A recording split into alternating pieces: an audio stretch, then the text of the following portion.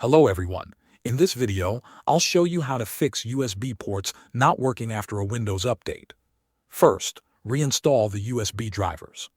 Right-click the Start button and open Device Manager. Expand the Universal Serial Bus Controller section. Right-click each USB controller one at a time and select Uninstall Device. Repeat this for every item in the list. This only removes the drivers temporarily. Once you're finished, restart your computer.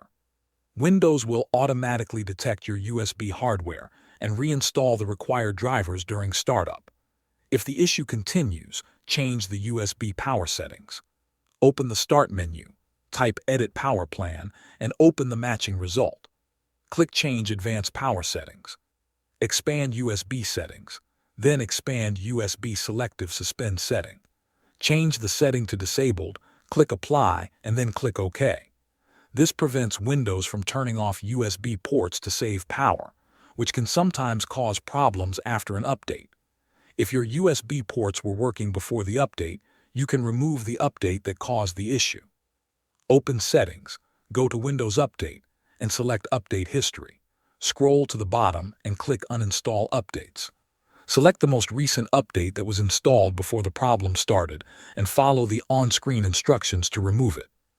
Restart your computer after the update has been uninstalled. Thanks for watching.